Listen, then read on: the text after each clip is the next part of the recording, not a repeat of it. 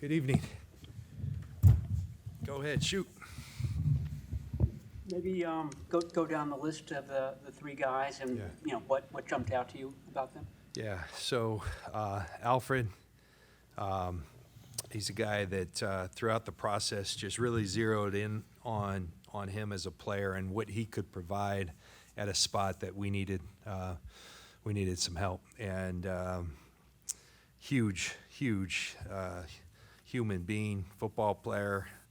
You know, this guy's 6'5", 332 pounds, and 85-inch wingspan, 35-inch arms. Got a real skill set. We like the fact that in the pass game, he can win quickly, and we think he can develop some skills in the pass rush. He's really adept at batting balls down. He's got I think he affects the quarterback in a big way, but can be a real presence in the run game. Nick Martin, the linebacker, he's a run and hit player. He fits our style of physicality and playing the game the right way. Two-time captain in Oklahoma State. Just had our type of player all over it. Swarms to the football, and you feel him on the field. Not the biggest guy, but has long arms that kind of mimics Dre in a lot of ways. So that's high praise, and he's got a long way to go to show that he can be like that. But that was a guy that was reminiscent of that. And then the last guy, Upton Stout, I think Warren Ball, our scout who scouted him, said it best. He's got the heart of a lion, and he's got a lot of qualities we really like, and I think translate well to the nickel position. Played with Rondé Barber, and these guys, Upton, I don't know him that well. He came on a 30 visit, and feisty is the word I would describe to his play, his demeanor, and he's got a lot of juice. That was as good a call as we've ever had, calling a kid, letting him know. And I think he's still saying, let's do it. So that was fun, and a good day for the Niners. Would you like to ideally, make it so Giamador can just stay outside? Possibly. I mean, we're going to still play it out. I think Demo is great inside. I think he's great outside. We probably see Upton definitely as an inside player. So that was a big need, the way it fell, especially in the draft. But Demo can do either, but I think it's easier for a guy when he can't stay at one spot. So we'll work that through OTAs and training camp and see how it ends up. All four of the picks so far, defensive players, pretty easy to determine. Was that kind of pre-scribed? We were going to do that, basically go all defense in these first 2 days? Okay, we hope so. I mean, that was you always want to address your bigger needs, but you don't just draft to address needs. It's got to fit right. So we hope to play it out that way because we needed to do that.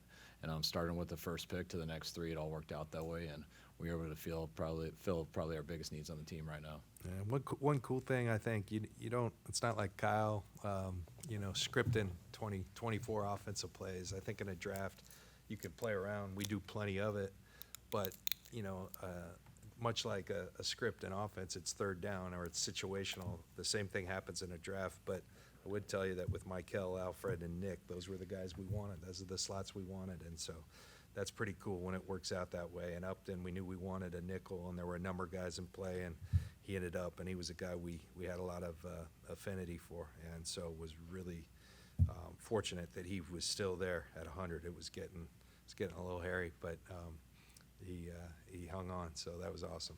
You guys compared Martin to Greenlaw a little bit, but he also said that he saw Greenlaw and Fred Warner as like a dynamic duo, but he also said that he studied Fred Warner for a long time. I think that he said that's the only jersey he owned is a Fred Warner jersey. Knowing that, do you guys see the possibility of that same type of tandem between the two of them? Well, that's as special of a tandem to me as I've been around. So, that's a lot, but, that's what you hope for. And, I think Dre is one of the best run and head linebackers that I've ever been around, probably the best in the league at it. And when we looked at the college tape, we felt this was the guy who was the best in college at that way. And it was cool just picking up the phone, just like what you said. I told him, I was like, hey, we lost a big hitter. And he goes, Coach, I already know. I can do that. That's where I wanted to be. So it's just, what you said is accurate. He knew all about us, and I think he was just excited to come here as we are to have him. I imagine Robert Saleh has very concrete ideas of what he needs for his scheme. How much input did he have on these picks? Well, Saleh's got a lot of input. We always kind of refresh as a staff on what we're looking for. I think the impressive thing about Sala, we have a system in the core, and the fundamentals of that stay consistent, but hopefully we're always evolving, and I think Robert's really into that, and we do a good job. He does a nice job of communicating that. Kyle's involved on the defensive side. I think it's one thing we've tried to pride ourselves on, being very clear with what we want, the traits at each position, and that helps come draft time. Our scouts, the continuity that we've had for a long time gives them a lot of confidence in going out and finding the right kind of players. And although I think like Alfred, the length that he and Michael have, that's something we've been coveting for a while, and to have that now. But I think they're both guys that move fairly well, so that's exciting for us. We've been here 9 years, and Saul was first to come with us, and we've changed coaches a few times, and but our system, not just schematically, but the way we do the draft, that doesn't change. It's extremely important what the scouts say and what they find and what they present to us. It's extremely important what the position coaches find, and it's extremely important what the coordinators kind of relate to me and kind of how I interview all them, and then I balance it out with the scouts and with John and how we all come to a conclusion on stuff. But we've been doing this for 9 years together, and having a new coordinator that's not a new coordinator because he's been here in the past kind of made it a very smooth, easy deal for us. You see all these guys, maybe especially the first three, as day one starters? I know it's always competition, but are you drafting them to be day one starters? We have aspirations. When you're drafting, day 1 and 2, you'd love for that. But these guys, everything is earned in this league. I think that's the biggest principle, and it has to be, and it's the way you want it, and so these guys will have to earn it like everyone else. We think they all have qualities that can lend to being starters, but there's a lot of competition, a lot of good football players that are already here. Yeah, Help but notice some similarities between Nick Martin's athletic score and Malik Mustafa's. I know they're at different positions. He's probably about 10 pounds lighter, but I know you've had a lot of linebackers with safety backgrounds. Is there this increased push toward this adaptability on the back end to give Robert, versatility with what he can call there? Well, I think one thing we look, we play a lot of zone defense. How fast can you get back, plant your eyes on the quarterback, and break, and then go do some damage when you do break, and how fast can you close? And you guys see that with Malik, right? He sees it and he goes and gets it. And Nick Martin has some similar qualities. So, albeit different positions, those are the type of players we like. It's not terribly unusual to see 220-pound linebackers anymore, but when you have a guy who is a run-ahead 220-pound linebacker, how much do you weigh, can this guy hold up? Can he be durable in the NFL? He had a knee injury last year, but I think other than that, been a fairly healthy guy. You always weigh that, but that's why you go get big guys like Alfred in front of him. And, I think it's a nice combination. And that's, I think what I was alluding to, the style of football that he plays.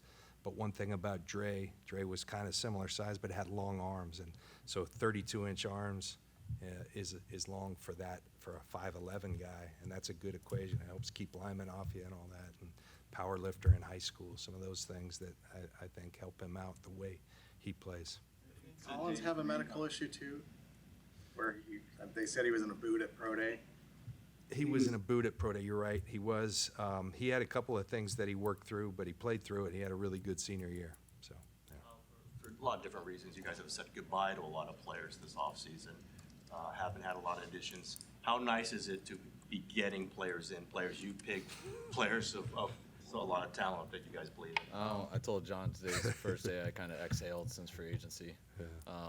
You lose a lot of guys, so you just, for whenever that happened, but 2 months ago, a month and a half, but you come into work and you look at your board and there's a lot of empty spots, and you're studying the draft, but you don't know how it's going to pan out, and there's a lot of empty spots there that we would love to fill, but if they're not there, then you go other positions and stuff. So I was really hoping that we could fill out a lot of those spots, and we did today, which that's the start of it, but you got to have some people there, and now it's to add some competition, and hopefully we add some more tomorrow, but it's definitely was a good feeling to add some guys here because we lost a number more than we ever had before. To day 3, you still have a lot of picks to work with. How assuring is it that a lot of your plan up to this point has kind of worked out, and what kind of confidence does it give you to maybe play around with some things? It's a good foundation. This was a huge weekend for our organization. We love our core of guys, but there's a lot of opportunity on this roster right now, and it's also a lot of necessity, I think, to infuse some youth and some young players and some quality young players. I think this draft, we felt like that was the case, that there'd be a lot of quality starters through day 2 and into day 3, and that's how it played out. And we were fortunate to get the guys that we did. We got a lot of work still to do, and Kyle said it yesterday. Sometimes you can think, like when you're trading, well, it's just a 7th. Well, like he said yesterday, it could be Juwan Jennings, it could be Brock Purdy. So you never take these things for granted, and the same goes for our free agents. We had our free agent meeting today talking about how we pair a scout and a coach and a financial guy so we can go to work. And when you think of the Matt Breidas and J.P. Masons and Aziz Al-Shairs, and there's a lot of success stories here, and so we got to keep doing work. Sometimes on day 3, there's veteran trades that finally go through because the draft's finishing up. But is there anything like that on the horizon? We don't have any of those conversations going on right now. We're kind of focused on this, but always open to listen and making calls and things like that. Do you see any similarities between Upton Stout and a young Kwan Williams? Yes. Good call. Good call. Yeah. There was a report that George Kittle was in the building. Has he reported? He was here today, yeah. Got to hang out with him for a little bit. Worked out with the team, so it was cool. Was there any consideration, did you have to think about maybe an offensive player who was kind of drifting around, not even specific, but was there some thought about drafting a playmaker or anything like that?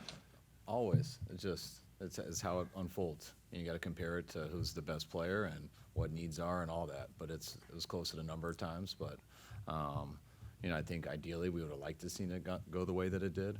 But if there was ever something there that was too good to pass, you don't hesitate to pivot.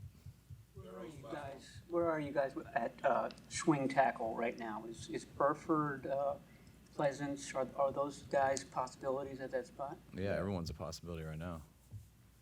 We're still putting. We got 70. Huh? He's more of a nickel. Everyone who's listed as O-lineman's a spot. We had 73, and now we have 77, and so that means we got room for 13 more. So we'll see. Thanks, guys.